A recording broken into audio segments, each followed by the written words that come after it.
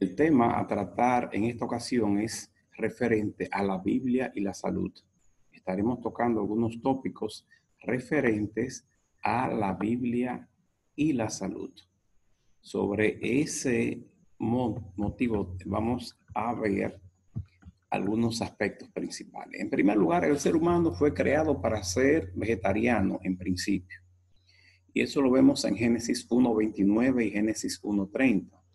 Y dijo Dios, he aquí que os he dado toda planta que da semilla, que está sobre toda la tierra, y todo árbol en que hay fruto y que da semilla, os serán para comer. Y a toda bestia de la tierra, y a todas las aves de los cielos, y a todo lo que se arrastra sobre la tierra en que hay vida, toda planta verde les será para comer, y fue así. Es decir, que ahí nos está hablando claramente de el aspecto de que fuimos creados para comer solamente vegetales, en el caso de los hombres, y que los animales para comer el pasto.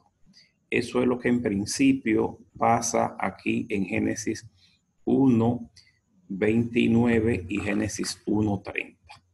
Toda la bestia de la tierra y todas las aves de los cielos y a todo lo que se arrastra sobre la tierra en que hay vida, toda planta verde les será para comer. Es decir, los animales para comer vegetales. Al hombre, he aquí que os he dado toda planta que da semilla, que está sobre toda la tierra, y todo árbol en que hay fruto y que da semilla, os serán para comer. De esa manera, los animales no se tornarían en fieras para comerse con otros animales. Tampoco el ser humano estaba en necesidad de comer animales, sino que todo estaba como dice el pasaje, de que estarían junto el cordero y el león. No habría necesidad de que el cordero y el león no estuvieran juntos, porque el león no se comería al cordero, por ejemplo, y los otros más que aparecen. Sin embargo, la cosa después del diluvio cambió, y vemos que en Génesis 6:18 al 22, sobre animales, se está hablando de animales limpios y animales no limpios. Más estableceré mi pacto contigo y entrarás en el arca tú, tus hijos, tu mujer y las mujeres de tus hijos contigo. Y de todo lo que vive, de toda carne, 2 de cada especie meterás en el arca para que tengan vida contigo, macho y hembra serán. De las aves según su especie y de las bestias según su especie, de todo reptil de la tierra será según su especie, 2 de cada especie entrarán contigo para que tengan vida. Y toma contigo de todo alimento que se come y almacénalo y servirá de sustento para ti y para ellos. Y lo hizo así Noé, hizo conforme a todo lo que Dios le mandó. Génesis 7:1. Dijo luego Yahweh a Noé, entra tú y toda tu casa en el arca, porque a ti he visto justo delante de mí en esta generación. De todo animal limpio tomarás 7 parejas, macho y su hembra, más de los animales que no son limpios, una pareja, el macho y su hembra. También de las aves de los cielos, 7 parejas, macho y hembra, para conservar viva la especie sobre la faz de la tierra. Aquí hay algunos conceptos que analizar. Aquí se está hablando de animales que son limpios y los que no son limpios. Podrá usted decir, bueno, pero Levítico fue luego. Es que existía ya la tradición oral de lo que era puro y de lo que no era puro. Es decir, mucho antes de que se fuera a escribir, ya en Levítico, ya el pueblo, por lo que llaman la Torá oral, ya por las prácticas orales, ya se sabía qué animales ya por tradición eran puros y cuáles no eran puros. Aquí vemos que de los animales que no eran puros solamente se toma una pareja. Sin embargo, de los animales que son puros, se está hablando de 7 parejas. ¿Por qué razón? Era entonces para que cuando ya Noé haya pasado el diluvio, poder tomar de los animales puros, tanto para alimentarse y también durante el diluvio, y luego también para hacer holocausto al Señor. Esa es lo que nos sugiere ese pasaje al respecto.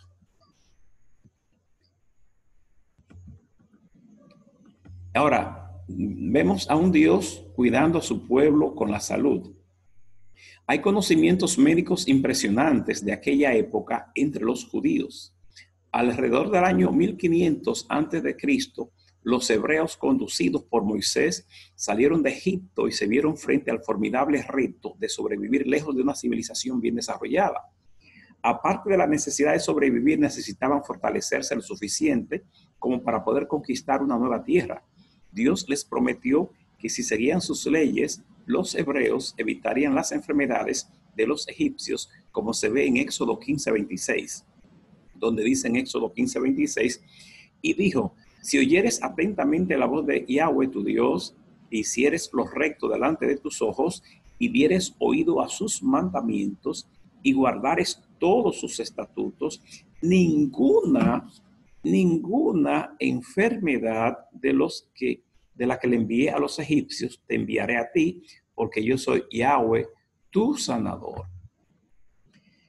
Eso son algunos de los principios de salud. Hay un principio muy importante que es el principio de cuarentena, que aparece aquí en unos pasajes, ya que vemos que en los tiempos en que la plaga negra o peste negra estaba matando muchísimas gentes en Europa antes del Renacimiento, las naciones desesperadas acudieron a buscar ayuda, volvieron a las leyes del Antiguo Testamento escritas por Moisés.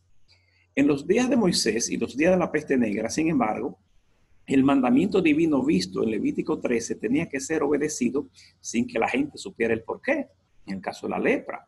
Levítico 13, 45 y 46 ordena que los enfermos hagan saber a otros de su enfermedad de una manera obvia. Cubrían sus bocas y tenían que gritar, inmundo, inmundo. Es decir, que el que tenía una enfermedad infecto-contagiosa, como en el caso de la lepra, tenía que vocear que era inmundo para que las otras personas no se acercaran. Diría usted, ¿cómo ellos sabían entonces que este tipo de enfermedad se podía transmitir?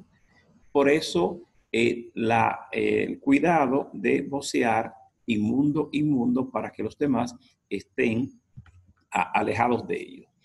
También en número 19 es un capítulo muy importante porque nos habla del método de manipular cadáveres. Es decir, que ya existía fórmulas de cómo manipular cadáveres a los fines de que no se propagaran enfermedades a otras personas. Otros principios que está en número 19 es el principio de la esterilización.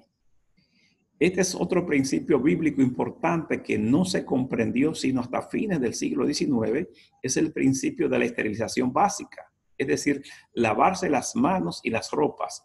Se recalcan las pautas para lavarse al tocar o manejar cadáveres en números 19.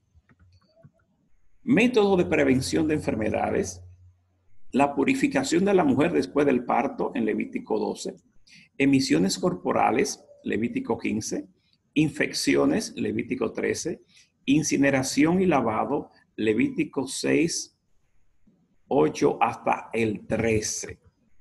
La circuncisión. Génesis 17:11, circuncidaréis pues la carne de vuestro prepucio y será por señal del pacto entre mí y ustedes. Una investigación hecha a mediados del año 1900 descubrió que las mujeres judías tenían un índice muy bajo de cáncer cervical. Estudios adicionales identificaron que el Corynebacterium smegmatis, que transforma el esmegma en esteroles, es altamente cancerígeno y puede ser llevado fácilmente en el prepucio no circuncidado de los hombres y transmitido a las mujeres que tienen lesiones en el cervix uterino que ocurren al dar a luz. También es el esmegma de este prepucio no circuncidado es más propenso a llevar el virus del papiloma humano causante de cáncer tanto de pene como de cuello uterino. Es decir, vemos la importancia de este procedimiento de la circuncisión, la importancia médica que se nos dio hace tantos años y resulta que ahora recientemente se ha venido a descubrir que el mecanismo de la circuncisión previene muchas enfermedades, entre ellas lo del cáncer de cuello uterino en las mujeres, también otros tipos de cánceres propios de de esas áreas. Así que la importancia de este procedimiento de la circuncisión. También tenemos que la vida está en la sangre. Levítico 17:11 dice, porque la vida de la sangre, porque la vida de la carne en la sangre está. Hay muchos textos importantes sobre este pasaje. Lavarse en corrientes de aguas. Levítico 15:13. Cuando se hubiere limpiado de su flujo, el que tiene flujo contará 7 días desde su purificación y lavará sus vestidos y lavará su cuerpo en aguas corrientes y será limpio. Hubo época en el pasado remoto que gente se lavaban en aguas estancadas, pero hoy se ha demostrado que debe ser en agua limpia y en movimiento. Sin embargo, y esto en Levítico 15:13 nos está hablando de la importancia de lavarse en aguas corrientes, no en aguas estancadas. Siguiendo, otro punto, medicina dentro de las plantas. Medicina dentro de las plantas. Ezequiel 47:12, y junto al río, en la ribera, a uno y otro lado, crecerá toda clase de árboles frutales. Sus hojas nunca caerán, ni faltará su fruto. A su tiempo madurará, porque sus aguas salen del santuario, y su fruto será para comer, y su hoja para medicina. Y su fruto será para comer, y su hoja para medicina. Todos sabemos en la actualidad que la gran cantidad de medicamentos se extraen de las plantas, especialmente de las hojas, también de otras partes. Pero vemos aquí como ya Ezequiel, tantos años atrás, escribe sobre la importancia de la medicina. O sea, el fruto será para comer y su hoja será para medicina, dice Ezequiel 47:12. Un tema un poquito controversial en la actualidad, y vamos a entrar a mariscos inmundos prohibidos, según Levítico, ¿verdad? Según Levítico 11, los mariscos que tanto nos gustan a nosotros. Sin embargo, en Levítico 11, 9 al 12, dice, esto comeréis de todos los animales que viven en las aguas. Todos los que tienen aletas y escamas en las aguas del mar y en los ríos, esto comeréis. Pero todos los que no tienen aletas ni escamas en el mar y en los ríos, así de todo lo que se mueve, como de toda cosa viviente que está en las aguas, los tendréis en abominación. Os serán pues abominación, de su carne no comeréis, y abominaréis sus cuerpos muertos. Todo lo que no tuviere aletas y escamas en las aguas, lo tendréis en abominación, dice este pasaje.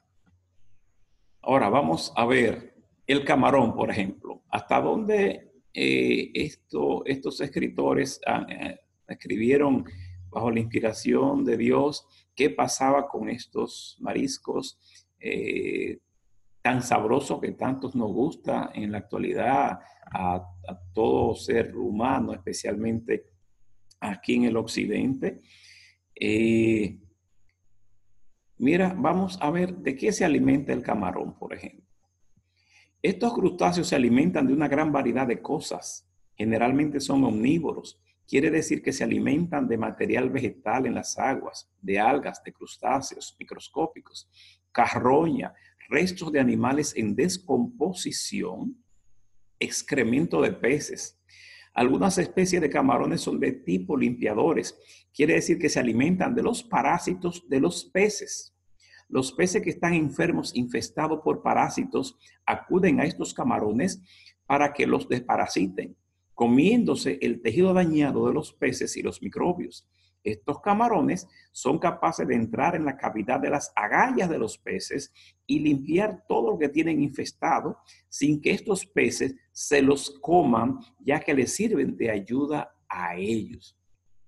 Mire lo tan sabroso que es el camarón y mire de qué se alimentan los camarones. De qué se alimentan los camarones que tanto apreciados son en la gastronomía. Otros pasajes bíblicos que habla sobre animales sin escamas, que ya hemos mencionado.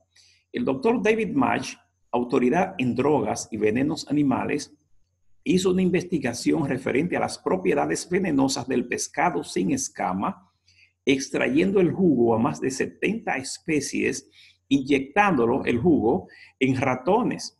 También lo probó en plantas que dan semillas y el resultado fue que muchos ratones murieron y hubo una disminución en el proceso de crecimiento de las plantas.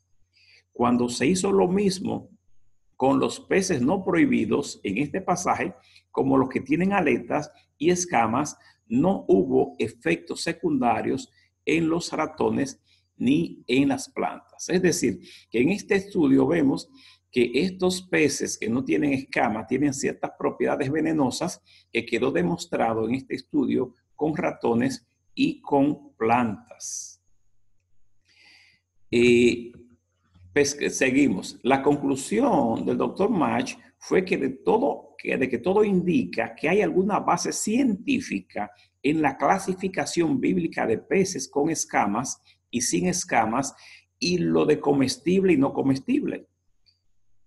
Vamos a buscar el libro Moisés y la medicina en Science of the Times, abril 17, 1951. En ese artículo nos está hablando sobre esto que hablamos. Vamos a seguir con otro crustáceo muy sabroso, otro crustáceo muy agradable, que está también, según la Biblia, prohibido, según Levítico 11. Y es, ¿qué come el cangrejo? Lo que come el cangrejo son pequeños crustáceos, peces y animales que mueren a las orillas donde viven.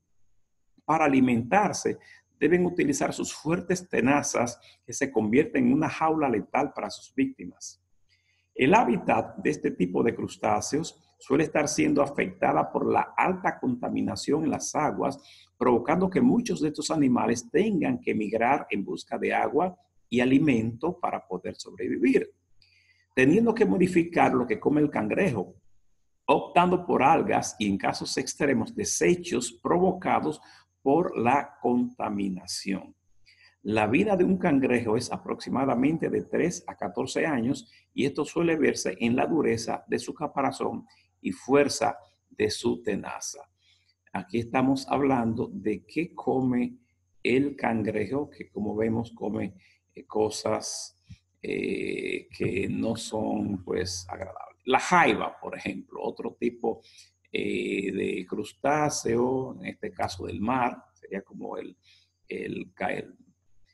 cangrejo del mar, son detritófagos, que son aquellos animales que se alimentan de detritos. La jaiba se alimenta de detritos. ¿A qué se le llama detritos? Pues se le llama así a los residuos que surgen cuando se descomponen los restos de alguna planta, de algún animal o de la meteorización de nuestro suelo. Lo que quiere decir que tiene su origen en contenido orgánico, ya sea animales y plantas, y en contenido mineral, meteorización del suelo. Otra forma de decirlo es como restos inorgánicos que se alimentan la jaiba de restos orgánicos, generalmente descompuestos, la jaiba, que es una forma de crustáceo de un cangrejo de mar, que también está, según Levítico 11, prohibido. Las ostras, las famosas ostras y la creencia de sus poderes afrodisíacos. Concerniente a las ostras, O.S. Parrott dijo que había una gran relación entre tifoidea y las ostras y que también la ingesta de cangrejos y langosta está asociada frecuentemente a procesos de indigestión severos y a veces mortales, demostrando que la orden dada a Moisés tenía razón.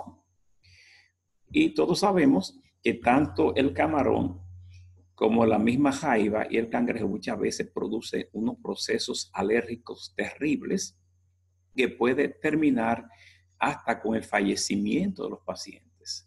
Recuerdo un paciente no hace mucho tiempo que comió camarón e hizo un edema de glotis, no tuvo tiempo a llegar al anestesiólogo y el paciente falleció por un edema de glotis producto a un proceso alérgico terrible que hizo en ese momento.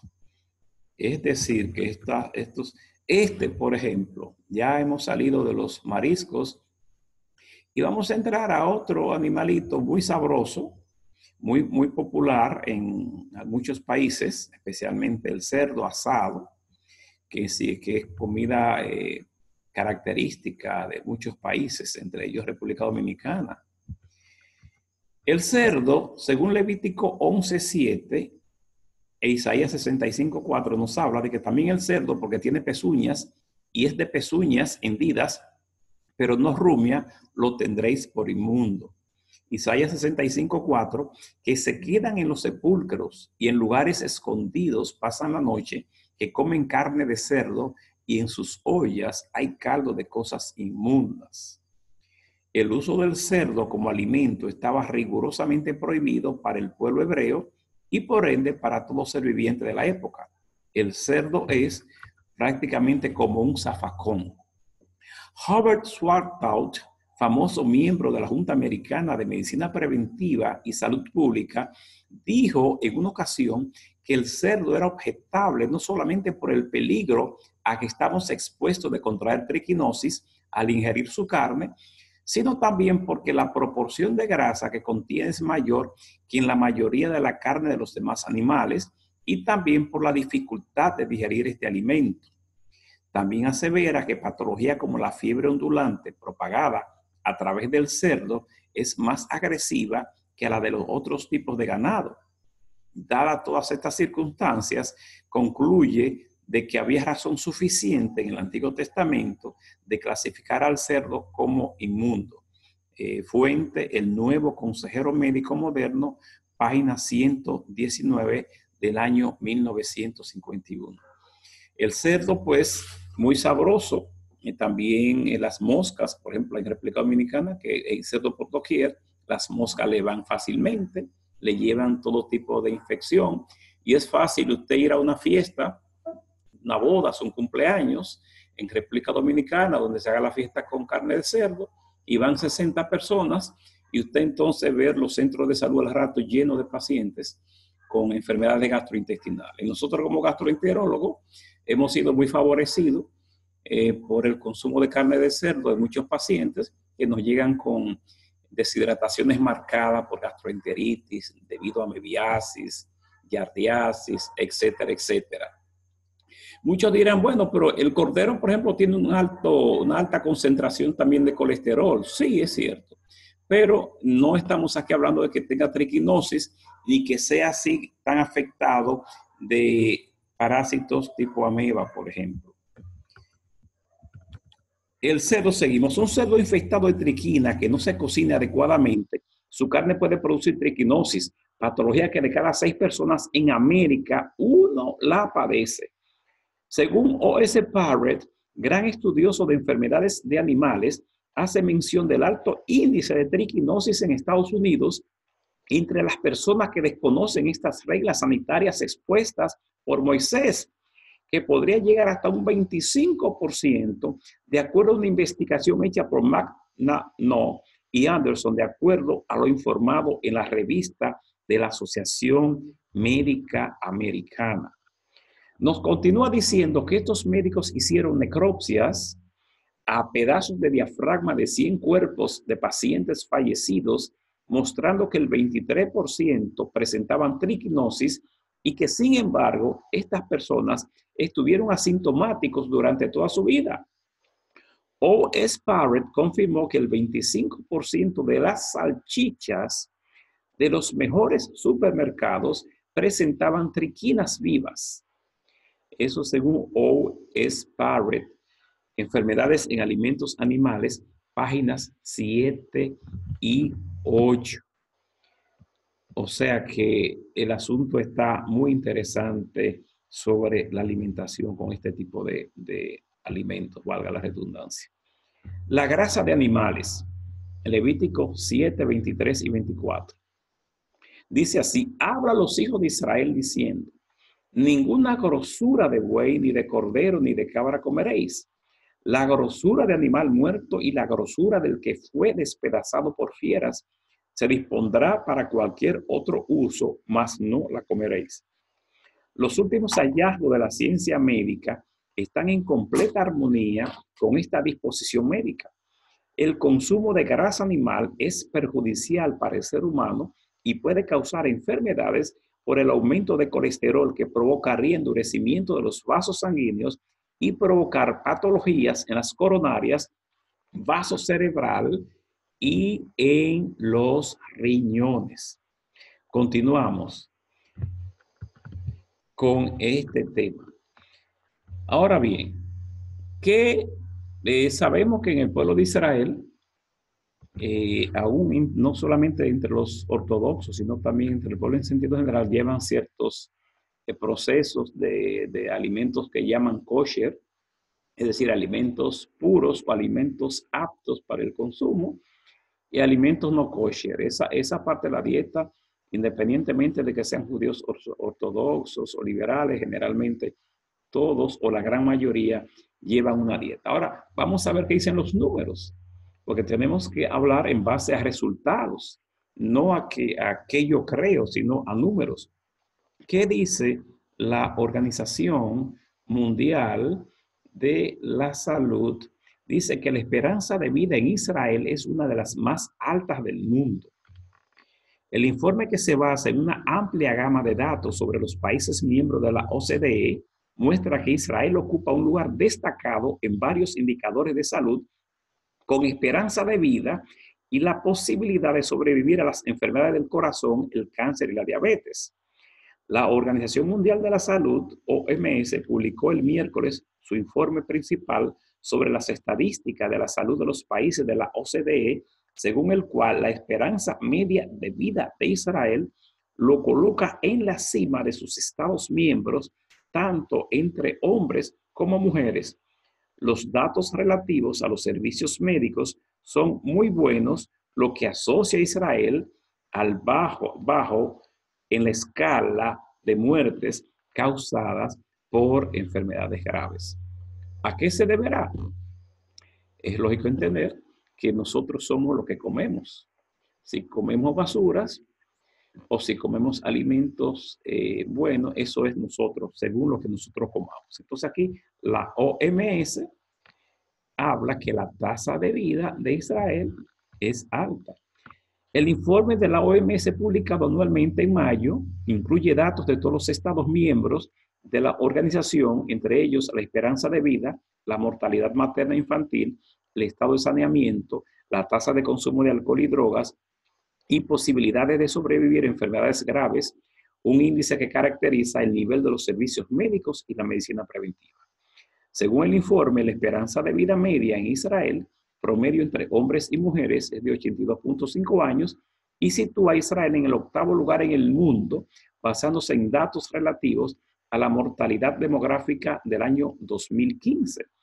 La esperanza de vida de los hombres en Israel es de 80.6 años y ocupa el 4º lugar en el mundo, después de Irlanda, Suiza e Islandia. La esperanza de vida de las mujeres en Israel es 8ª en el mundo y se sitúa en 84.3 años. En otros índices de salud, la posición de Israel también es alta. La tasa de vacunación en Israel alcanza el 94%, etcétera, etcétera, etcétera. La tasa de consumo de alcohol en Israel es una de las más bajas del mundo. La tasa de consumo de alcohol en Israel es una de las más bajas del mundo. La mayor concentración de consumo de alcohol se encuentra en los países de Europa Oriental, liderados por Moldavia, Rusia y Rumanía. Israel es relativamente bajo, muy por detrás de la mayoría de los países europeos. Estados Unidos, Australia y Nueva Zelanda, en la parte inferior de la lista, según los países árabes, de acuerdo con la prohibición islámica del alcohol en los países árabes. Es decir, aquí tenemos unos resultados de la tasa o de la esperanza de vida o del promedio de vida en Israel, y entonces tenemos que, lógicamente, que asociarlo con su alimentación. La esperanza de vida en Israel, aquí tenemos una tabla de la OMS donde nos da esas explicaciones.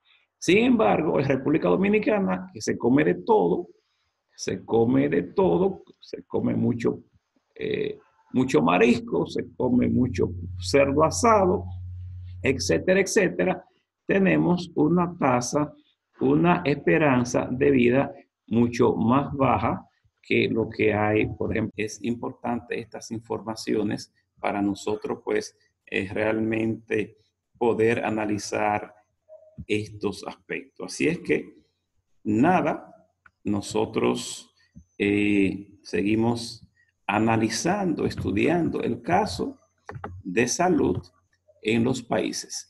Así es que, por algo la Biblia lo describe. No vamos a discutir aquí ahora si teológicamente, si por teología, si se puede, no se debe. Estamos haciendo un análisis médico de la ingesta de estos animales y su repercusión en la salud del cuerpo humano. ¿Queda en manos de ustedes? Lógicamente que sí.